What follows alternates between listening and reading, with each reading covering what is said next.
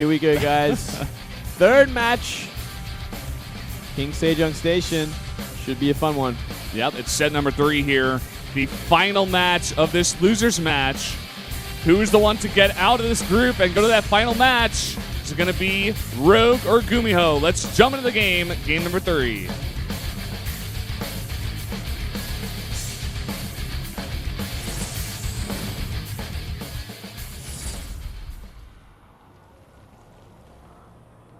Up here in the top left in the red, the Zerg player from the generic Green Wings. It is Rogue.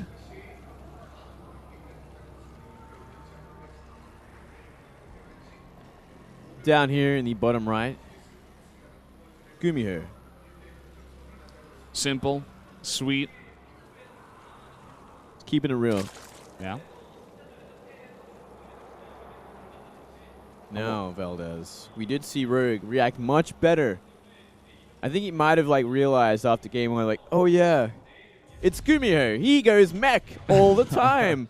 I have to be ready for it. I have to make roaches in time for it and defend efficiently.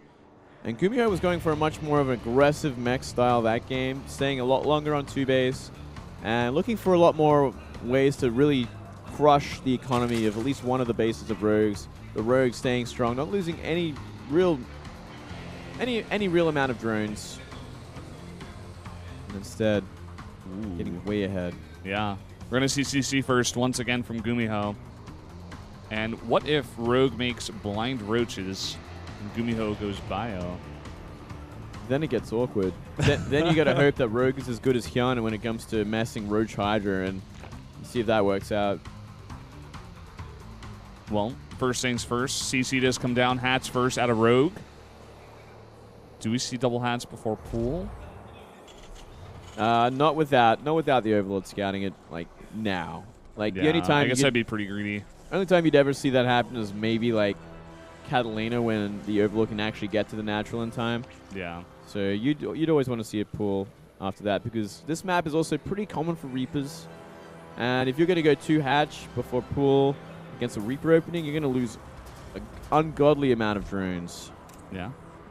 You are correct, Moonglade. And finally, the Overlord is going to get to the base and see the CC. Gas once again here out of GuMiho. Pretty quickly. No double barracks, no triple barracks even. Yeah. Just going straight for that gas. I mean, not too much of a surprise. Usually the 3 sort of racks would be saved for the Protoss, just so they have enough Marines to deal with Oracles and whatnot. 1 racks you can get away with against Zerg, because Zerg's never really going to have that much aggression early on, that way to get into your main base with any sort of air unit. So you can go for that 1 racks into pretty early Hellions, which is, I'm pretty sure, exactly what we're going to see from GuMiho. Yep, factory coming down. Going to complete that wall. And the Overlord is going to see it and just float away. Once he does see it, he sends out that... Oh, no, just going to the natural. Reactor, so you were correct. Hellions it is. Reactive Hellions. Man, I got my finger on the pulse when it comes to GuMiho, dude. I don't know. I just know this guy. And we did see I guess not much earlier. Same sort of style from Rogue to an extent.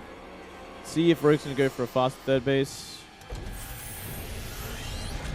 He's going to get the idea that maybe, just maybe, we're going to see mech once again.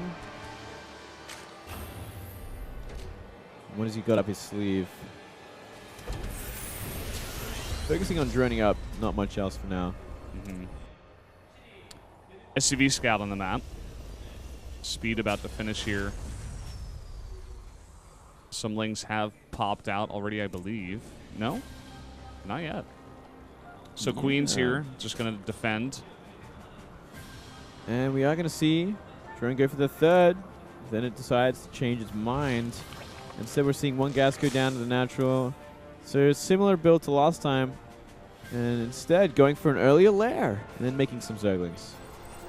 Okay. Queen has to stop this SCV. Stim. And we're seeing Stim from GuMiho. So hold on a second. Let me just Just see what this Overlord saw. Overlord did not see much. Sees one Marine. Sees a Marine patrolling, doesn't see much else, but I think Rogue has made the right choice here. Because he's going for a spine crawl at the front. He's going for a 2-base kind of muta style that you'd normally see against a normal sort of Terran that would be going mech. Sorry, a normal Terran would be going bio. So Rogue has made the right choice in this case. Nicely done. Now that same Viking coming out of GuMiho, as we saw in game number 1, just to be annoying, clean up the Overlords, possibly clear up a path for a medevac to do drop, possibly with some Marines. And there's that Spire we were talking about. The one scary thing is that we do not see a Baneling Nest on the map. One frightful thing that could come back to bite Rogue very shortly, as we do see Stim is only half done at this point.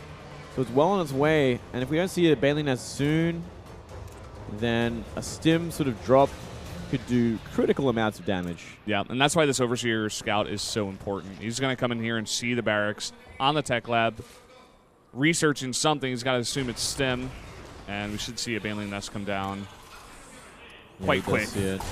Yeah, he'd be scrambling for that Baneling Nest at this point, but still nothing yet. He's just a little too busy with these Hellions, and finally going for his third base. And yeah, there it is.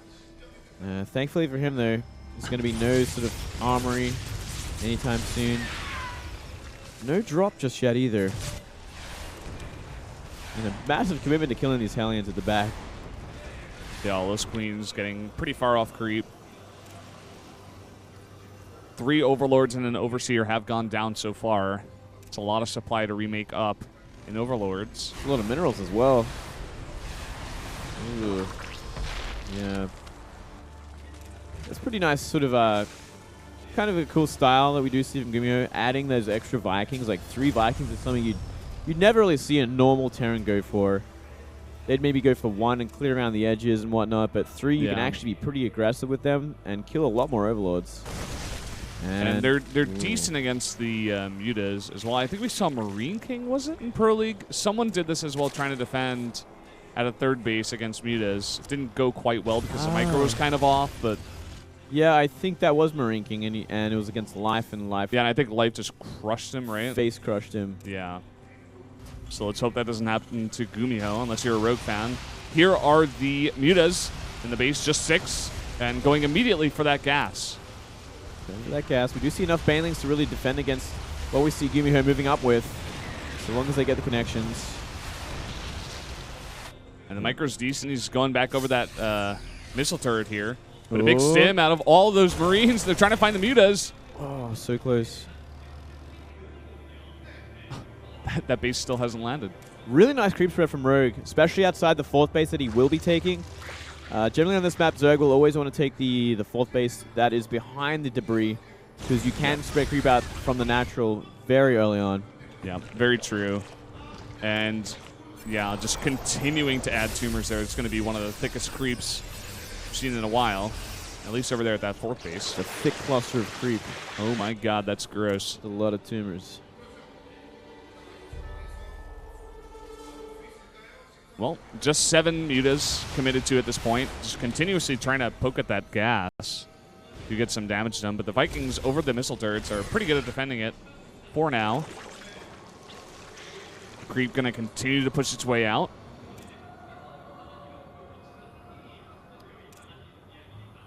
And when it comes to upgrades, we do see GuMiho is quite ahead.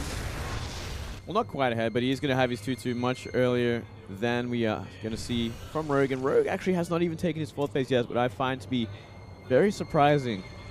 Finally, it goes down, but I think he could have got that a while earlier, considering how far out that creep is. Yeah, he would have had no problem whatsoever defending against that. Yeah.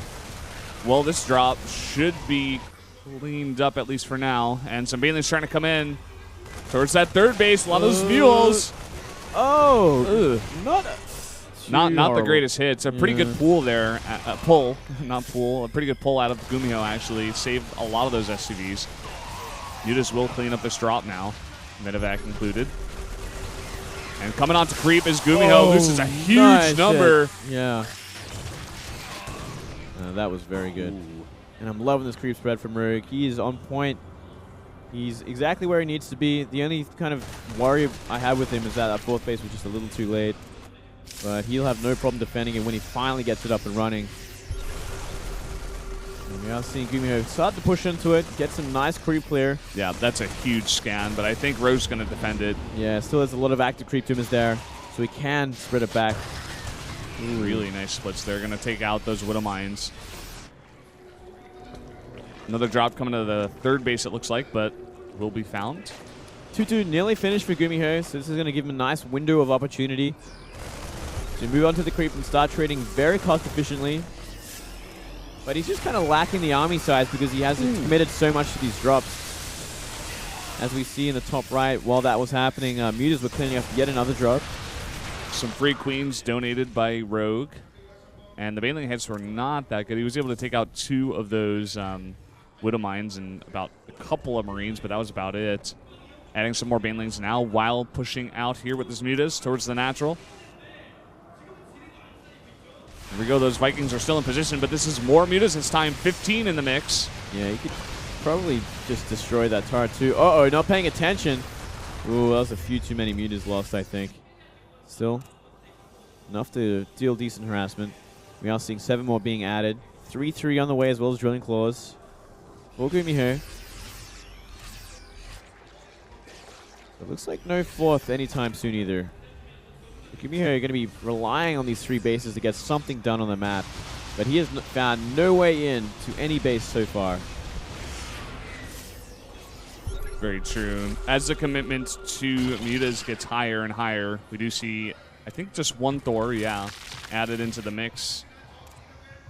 Going to be very good at just pushing that away from the army, denying some harass at the natural as well. Finally, the 4th CC is added, but he's being pretty slow about it.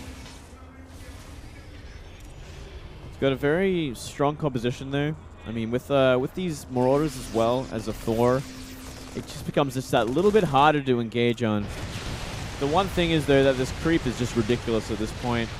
They're not exactly spreading to the 4th base of either side for GuMiho, so still GuMiho has a little bit of room to kind of defend pretty easily. Where's the Thor? He's got to be helping out with this defense right now. The Mutas are getting a huge amount of damage done. Yeah. And they're just going unchecked. All these really SUVs are so vulnerable right now. 10 of them going down and not! Migraine just had a nice pick up there, though. He does save a lot of them. Saves a lot still. Taking some hits, even so. Normally you see a lot more defense with Thors in Medivacs, as they are so hard to deal with and so efficient at defending against Mutas like that. But instead, GuMiho decided to try and run it back and took a lot of damage in that mineral line. The Strout coming over here just get dropped out, but does absolutely nothing. And is totally cleaned up. GuMiho, I have to say, he's not been putting the most pressure out on the map. Rogue has total control right now. There's creep everywhere. He's got 5 super safe bases. And he's up in supply. That Thor, though, taking a lot of those Baneling hits, but Rogue wants to come in from both sides. Here we go. He tried to pick up that Thor, but there was 1 unit inside the Medivac, so he couldn't do it. And now we see a massive engagement for Rogue, clearing up everything. More and more Banelings coming in. Most of the Mutas surviving. GG. Rogue crushes. That was a crush, man. I think GuMiho even had 3-3 finished, and he was still able to just crush It was just not enough at that point. 4th base was too late for GuMiho. GuMiho found no economic damage throughout the entire game. Rogue just way too solid. And GuMiho will drop out, the first player to do so in Group C. And it's going to be Rogue versus Myung-Sik, the rematch here in the final match. Revenge match. And you know what? I don't know. I like Rogue's chances here. He's really turned it on after going down 1 game to GuMiho. He wins 2 in a row. And now he's going back up against Myung-Sik. You said before he's beaten Classic and CJ Hero. He's beaten Zest and Hurricane as well. He's beaten so many good Protosses. Rogue has the tools available. He just needs to get in that mindset again. Exactly. He needs to figure out why Myung-Sik is beating him, why he has that mind game on him. It's like that game from Pro League is haunting him. He's like, I got to be ready for like these 6 gateway all-ins after Oracle crap. Like, I don't know. Yeah, but it's not really necessary. Myung-Sik's playing very straightforward, And as long as Rogue has his head about him in this series, I think he will be able to take it. But guys, we're going to go to a 7-minute break first. We'll be right back with some more Naver Star League.